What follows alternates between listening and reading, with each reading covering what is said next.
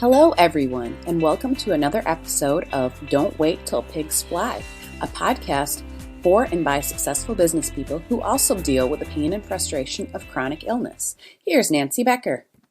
Today, we're talking with someone who gets it, who gets what we talk about all the time, who understands what we go through and deals with it herself on a lot of levels. And I just think today's interview is going to be a really eye-opening one for all of us. So everybody grab a pen and paper to catch any wonderful aha moments you might have, and sit back and enjoy the conversation. We are talking with Crys Noell today. And Crys, welcome. Thank you. Thank you so much for having me. I'm going to let you introduce yourself and we will go from there. So tell us who Crys is. Sure. My name's Crys. I am the Chief Visionary Officer of T&T. We launched in 2008 during that recession after I was laid off 3 times in 1 year. At that time, I was young and thought I knew everything about what it took to run a business, which you never know what it takes to run a business. So then about 7 years ago, I suffered a traumatic brain injury and slept about 6 months of my life. So pretty awesome to have a team around me to still run the business. When I was able to start physical therapy, occupational therapy, speech therapy, and all of that, I still didn't have use of my right hand. And I own an accounting business and we do bookkeeping for folks. So wasn't really able to use the 10 keypad. And we had to, the team had to make accommodations for me. So empathy is very high and strong within our team. And then 3 years ago, I was rear-ended. And then 2 years ago, I was rear-ended. And so living with chronic pain, it's just a journey as you're trying to raise a family and be a wife and be a leader and be a mentor. So I'm really, really honored to share this, to hopefully normalize it a little bit and make it a comfortable space for people to talk about that bringing your whole self to work is your true self, and it makes you happier to live that kind of life. Yeah, again, welcome. I think our stories are while the reasons behind our chronic illnesses are different. I was in a really bad car accident, a hit and run car accident, and it took them 6 months to figure out I had broken bones and torn ligaments and tendons. And from that point on, the minute they did the surgery to fix that, I contracted something called complex regional pain syndrome, which is extreme nerve damage. And there's not a minute that goes by in my day that there's not horrible, horrible pain. So, I think we both deal with and understand the wonders of pain. Yes. But and I do actually think of these sometimes as wonders, because so much of what has happened to me since the accident and since getting sick has really been eye-opening and has caused me to create an entirely new world for myself. I think it has for you as well, has it not? Yes. And you're even aware of how much the world doesn't accommodate people with different needs. My hand and arm was paralyzed and I was walking with a cane with the other hand. How do you open up doors? And I never paid attention to that until I was in that situation. And people just blow by you, or you're in your wheelchair and scooting along, and people just cut you off, not even paying attention. And again, that was stuff I never thought about before I was in that space. So the world's just not really set up for people with different needs.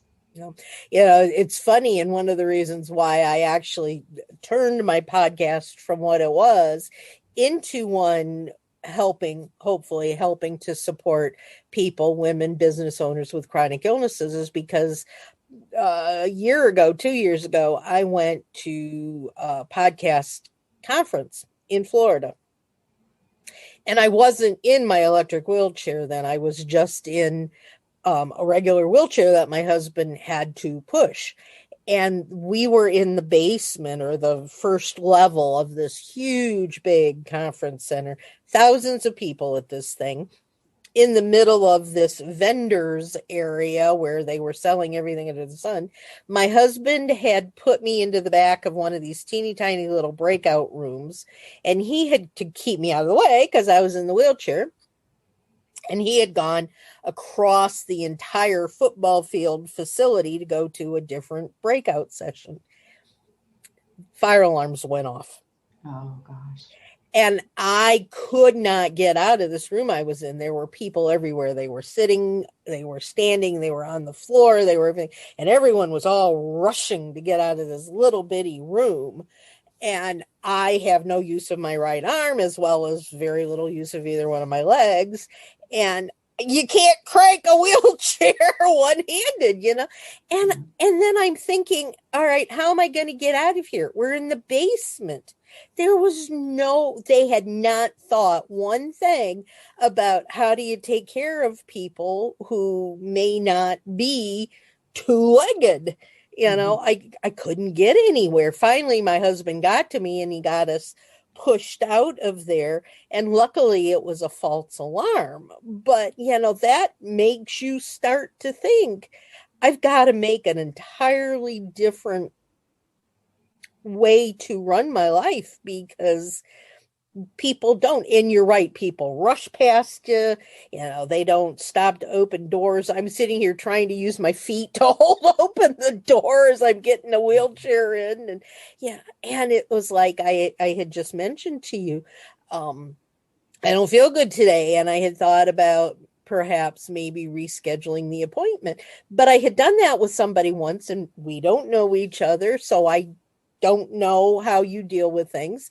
And when I had tried to reschedule an appointment with someone earlier this year, they got all upset and said, well, obviously you're more important than I am, and so we'll just forget the whole thing.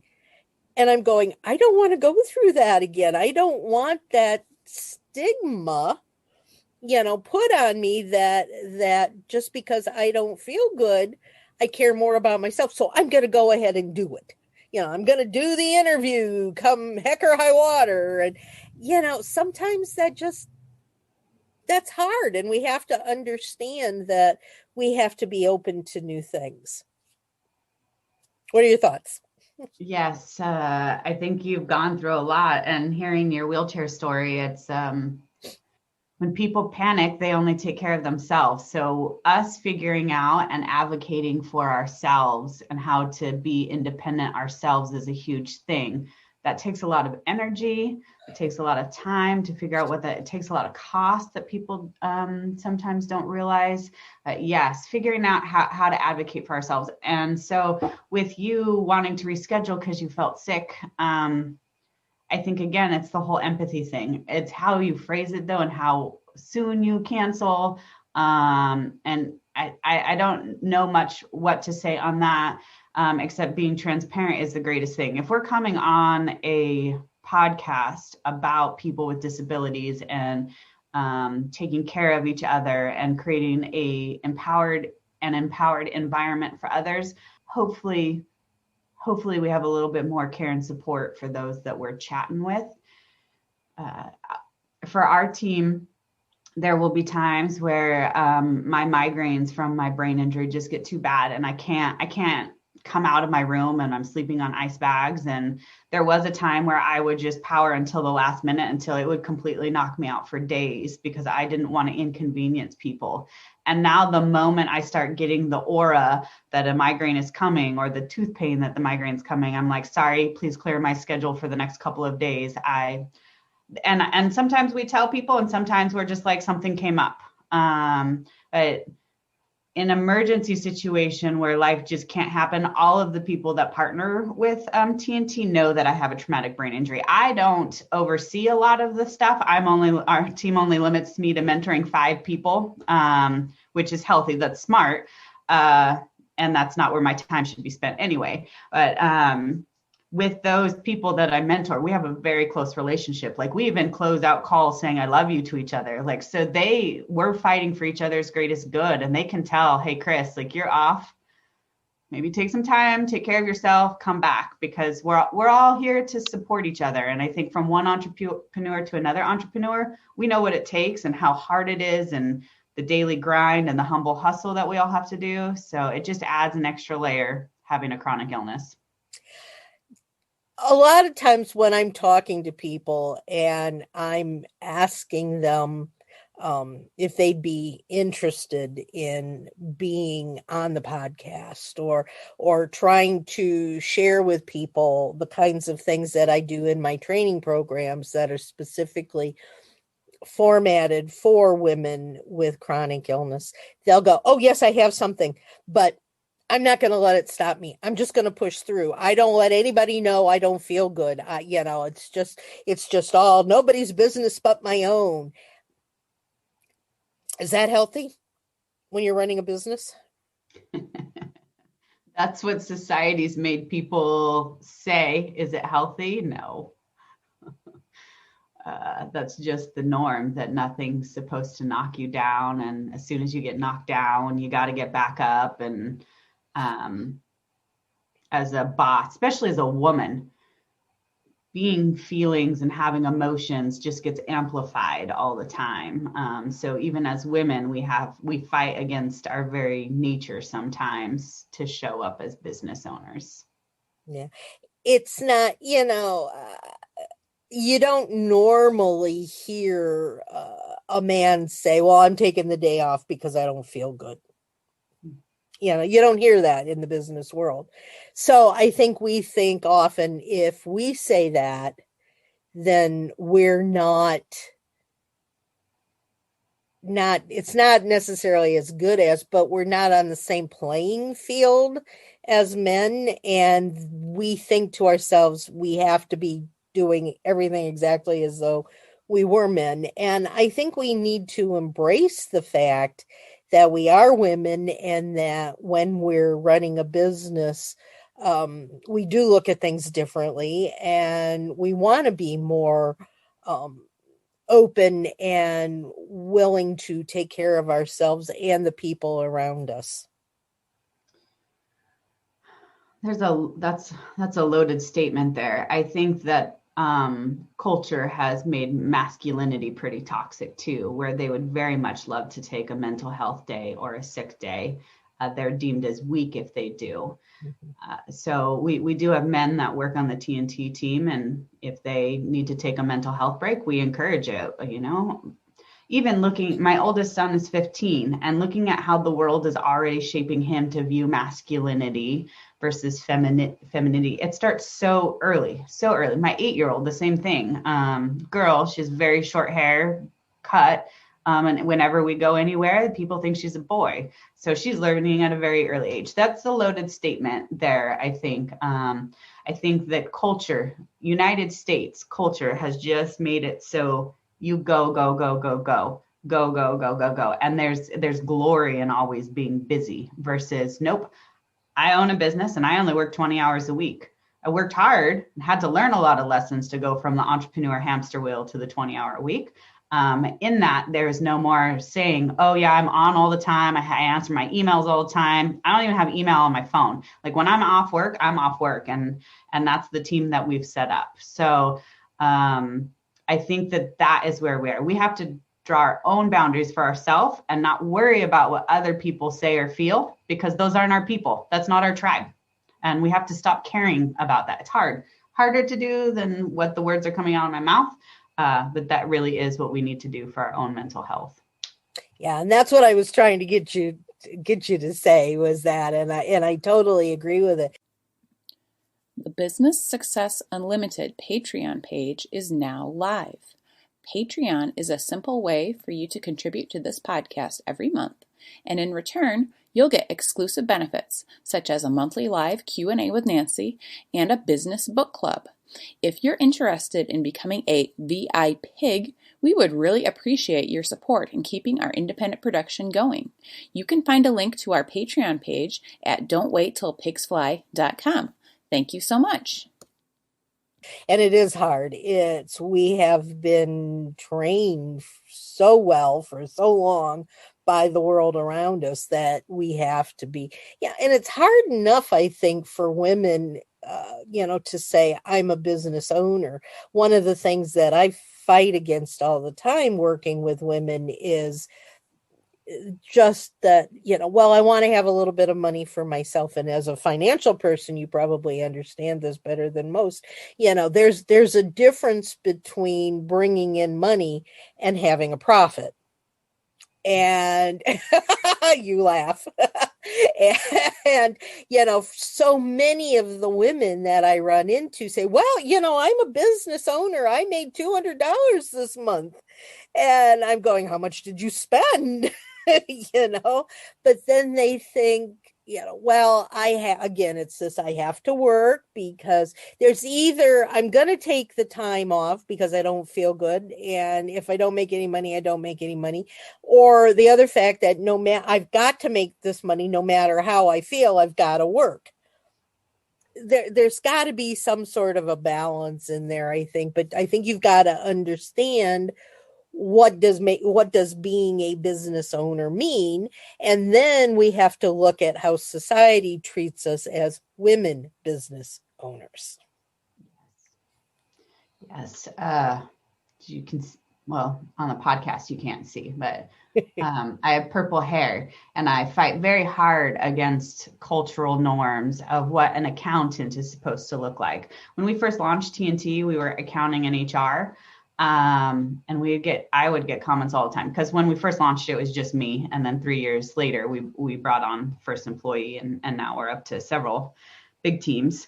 I get lots of comments like, you don't look like someone in HR. You don't look like an accountant. And even when we would go places in our logoed gear, my husband and I, people would always ask my husband, oh, what's your business?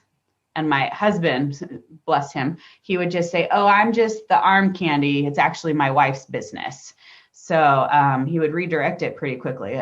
For a very long time, that is how it is. Or people talk about your little business or your little side business. And I don't care who you are. If you're a solopreneur, if you're an entrepreneur with teams, you are building something. And I just love that you brought up the revenue versus bottom line, because we mentor multi-million-dollar businesses who are in debt, who are negative on their P&L.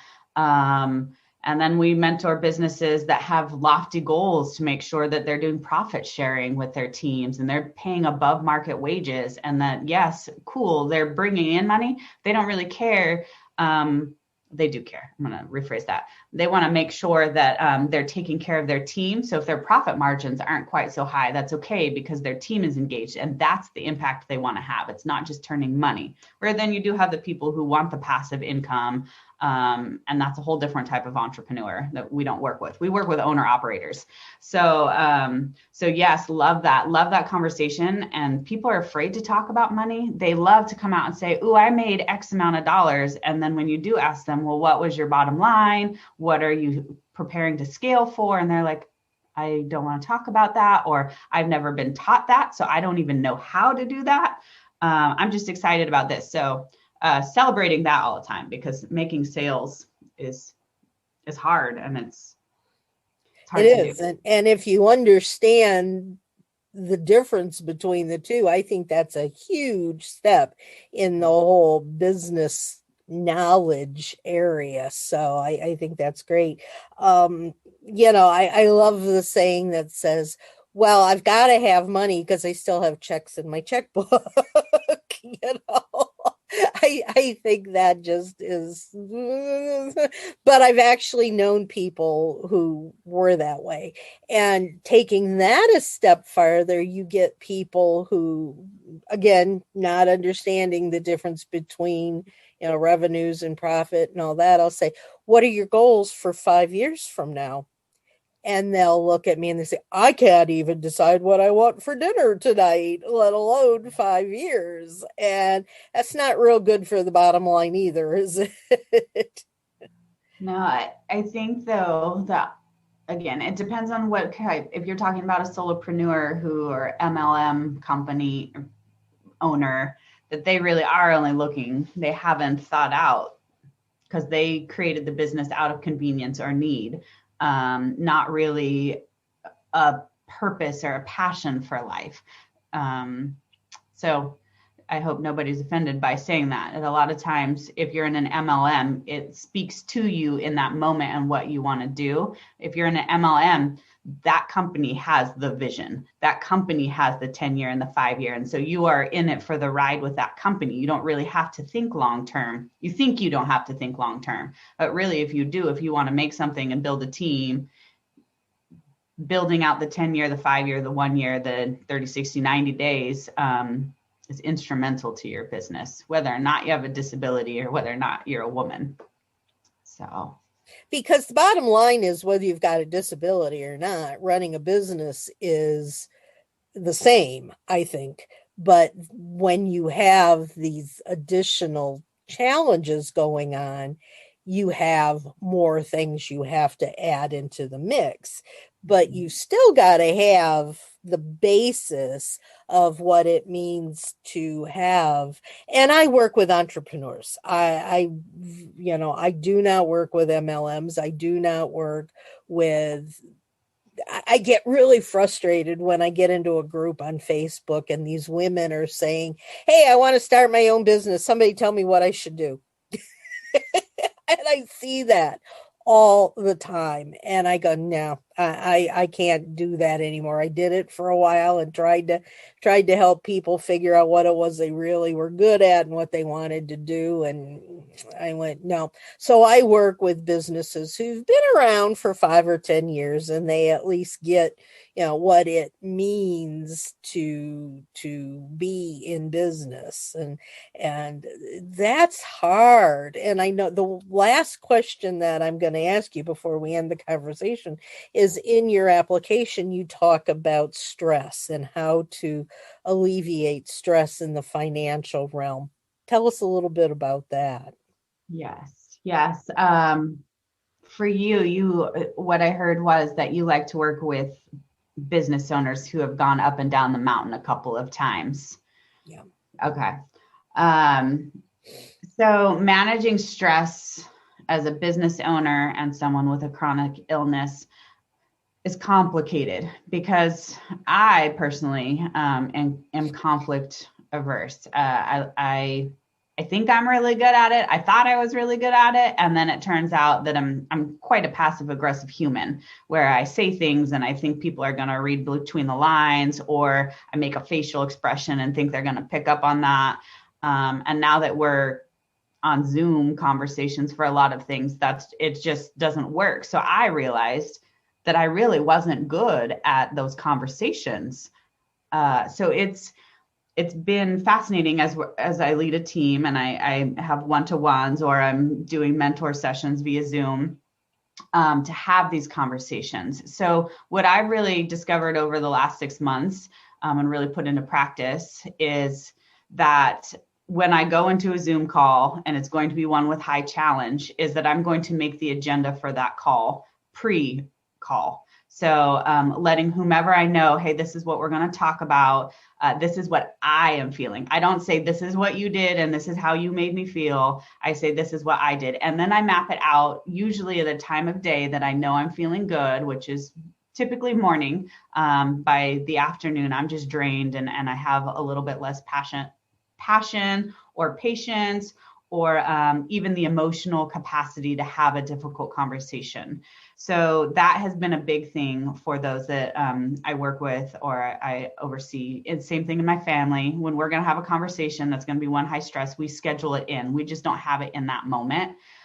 So I think that's been really, really powerful for me, doing that. And then when it comes to money, every mentor session is one of challenge. There's just no way about it, because entrepreneurs, they're incredible. They're brilliant. They see needs and they can fix it. And they can look at something and go, That's what it's going to cost. We're going to do that. And then when you try to replicate it or scale it, you can't, because they don't really know what they did because they're so competent at it.